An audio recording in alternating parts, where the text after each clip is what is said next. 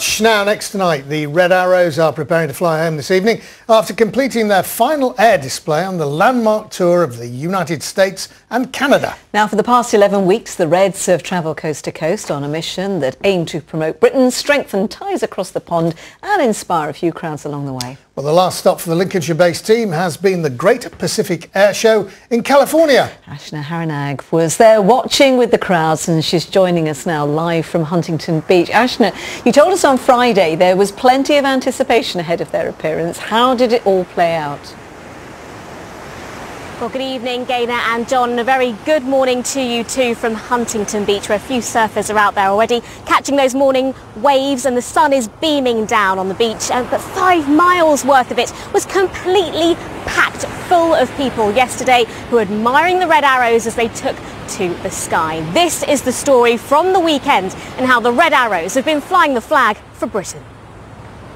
In the glow of the Southern California sunshine, clear blue skies were filled with flair as the Red Arrows brought their trademark smoke and sounds to the west coast of America.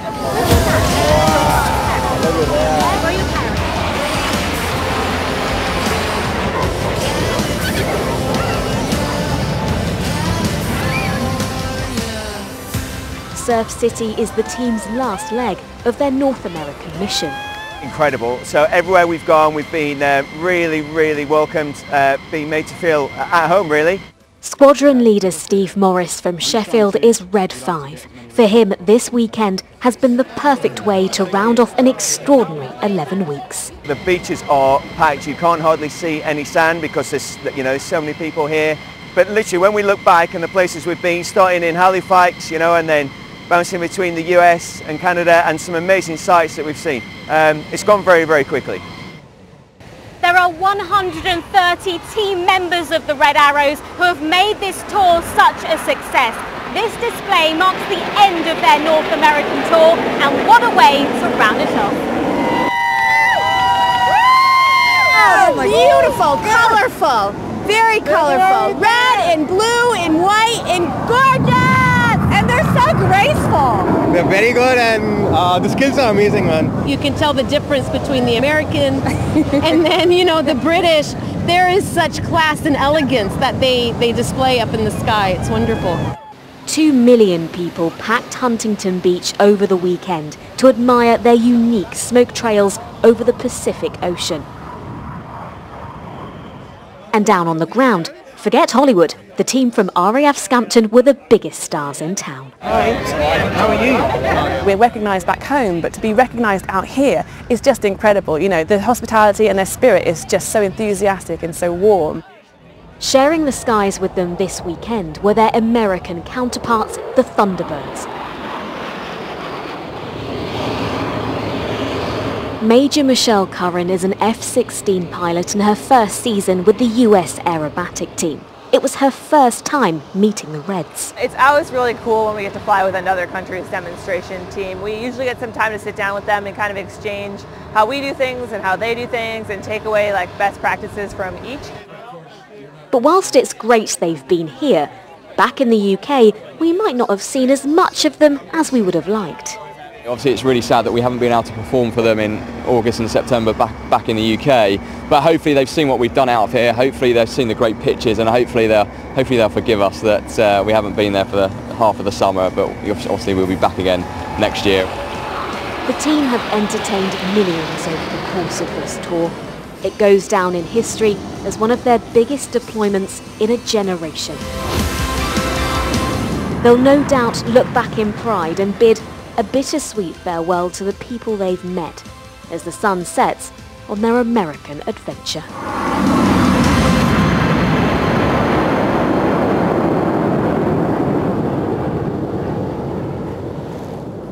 Well, great scenes there, Ashna. So now it's all come to an end. What is next for the Red Arrows?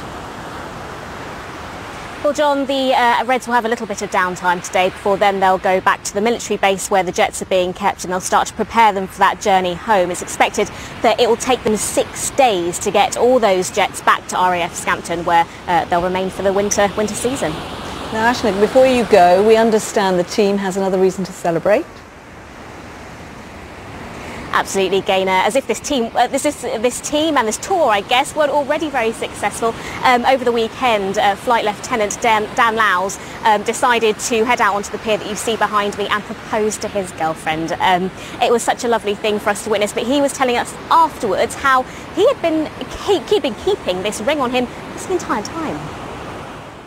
I actually bought it before we left the UK. It's flown every trip with me across the Atlantic with me. It's flown in all the displays. I've taken to all the landmarks I've been to on the ground over the last 8-9 weeks. So yeah, I've got a little something to put together when I get back.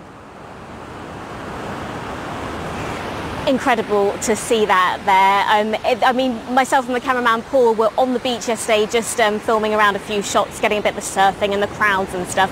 And then we sort of panned up and we saw them and captured that lovely moment for them.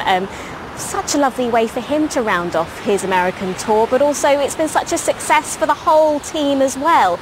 But one thing is for sure, having spoken to lots of people here in California who have seen them this weekend, they are definitely going to miss them. But one thing's for sure, we're excited to bring them home. Well, fantastic, Ashna. It's been fantastic, and isn't it? thanks very much to Ashna, and thanks to Paul Herrick, the cameraman, and Ben Earlham, yes, who is the producer out there.